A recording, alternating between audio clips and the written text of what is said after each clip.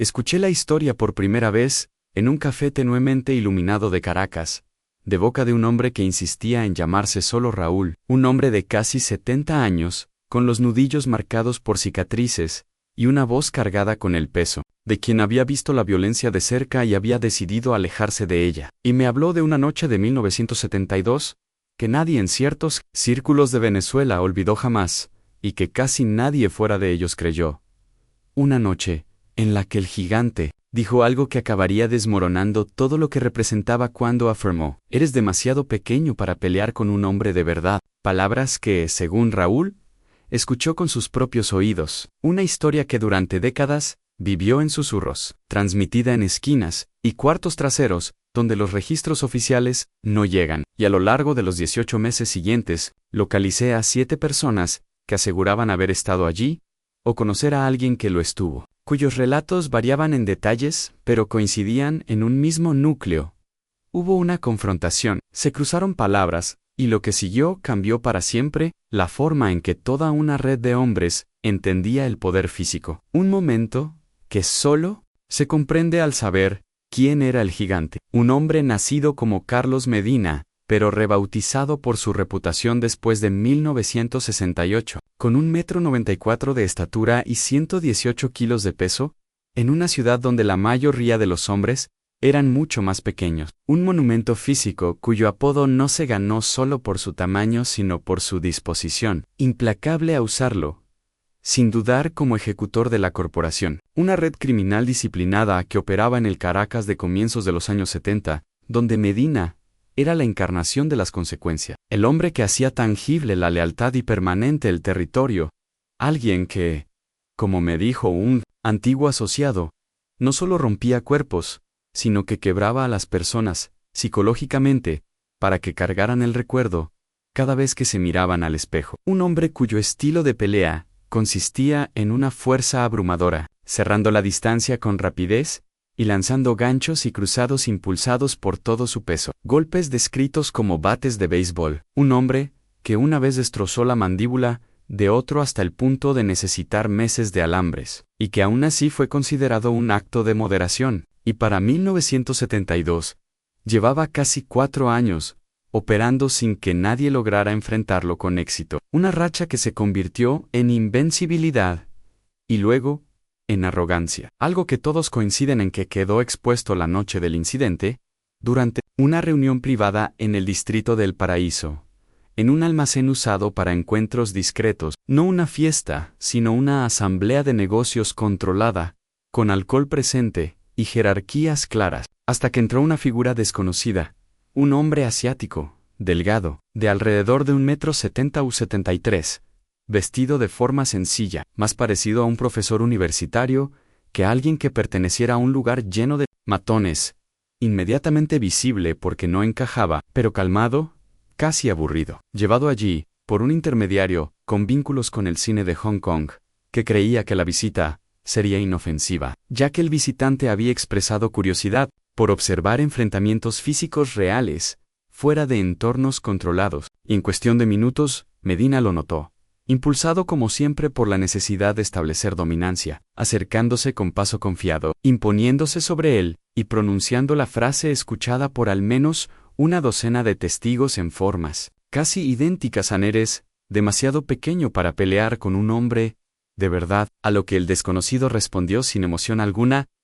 «Muéstrame cómo pelea un hombre de verdad», creando un círculo de atención donde la gente se quedó a medio hablar, no porque esperaran algo nuevo, sino porque esperaban el desenlace habitual. Algunos incluso, apartando la mirada, convencidos de que el hombre pequeño estaba a punto de salir. Graveman Heridó, mientras Medina sonreía como un depredador,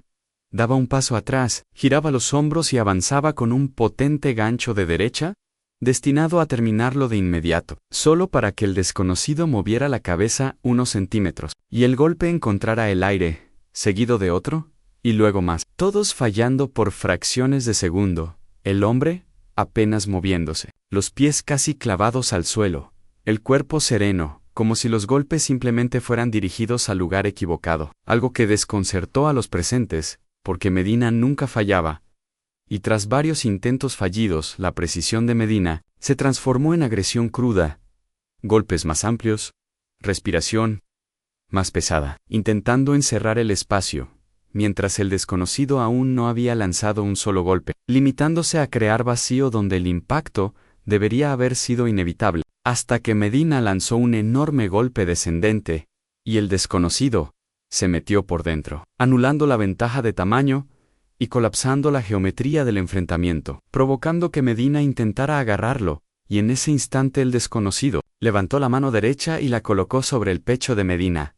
No un empujón ni un golpe visible, solo contactó su postura intacta, sin preparación aparente. Y aún así, lo que siguió quedó grabado para siempre a una expulsión violenta de aire de los pulmones de Medina, el sonido de 118 kilos cayendo contra el concreto, y un silencio estirado por la incredulidad, mientras Medina era levantado del suelo y arrojado hacia atrás, casi 2 metros, cayendo de espaldas, con los ojos abiertos pero desenfocados, el cuerpo presente pero la mente ausente, aturdido, de una forma difícil de describir, ni inconsciente, ni realmente consciente,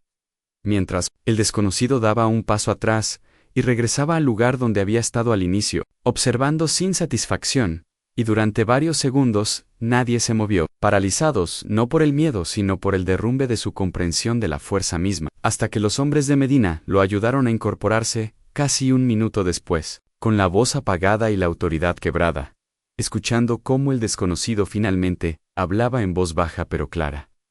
El tamaño no es fuerza. La masa no es poder. Un hombre, de verdad,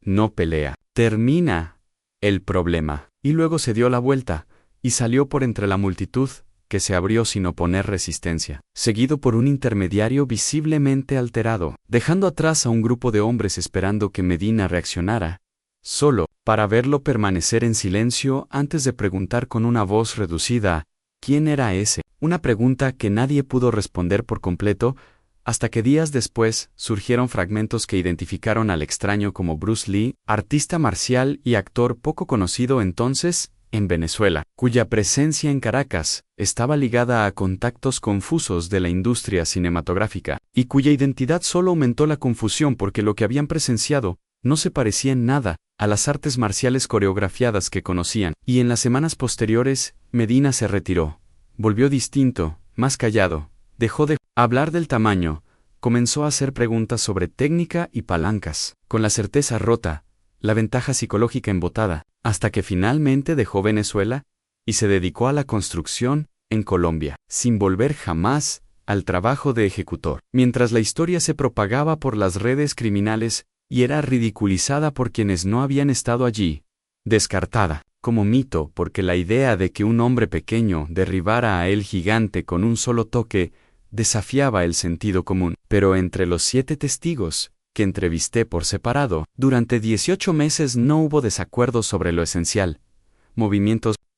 ningún golpe convencional, un único punto de contacto y una incapacitación total. Y aunque circularon teorías sobre problemas cardíacos o puntos de presión, ninguna encajaba con lo observado. La mano colocada de lleno sobre el esternón, sin búsqueda precisa, solo un timing perfecto, algo que más tarde encontré reflejado en la técnica del golpe de 1 pulgada de Bruce Lee, basada no en la distancia, sino en la coordinación cinética que impide al cuerpo prepararse para el impacto. Una explicación física que no elimina del todo la incredulidad, porque saber que algo es posible y verlo destruir en tiempo real a un hombre temido no es lo mismo. Y el encuentro transformó la forma en que muchos de los presentes entendían la violencia, revelando la intimidación y el gasto inútil de energía por lo que eran, sembrando dudas que llevaron a algunos a abandonar ese mundo, mientras la muerte de Bruce Lee, en 1973, cerró para siempre la puerta a las respuestas que buscaban, dejando solo la memoria y el significado, un episodio sin informes policiales ni registros oficiales, conservado únicamente en la historia oral, porque marcó un cambio simultáneo en la percepción de la realidad de varias personas. Y cuando hablé por última vez con Raúl en el mismo café, lo resumió diciendo que el poder no es tamaño ni destrucción, sino precisión. Saber exactamente qué debe ocurrir y hacer solo eso, nada más y nada menos, recordando cómo Medina lanzó una docena de golpes, sin lograr nada, y un solo movimiento pequeño lo cambió todo. No fuerza, sino comprensión. Una lección que quedó flotando como un eco silencioso en las calles donde el gigante alguna vez caminó convencido de que su dominio era permanente. Y,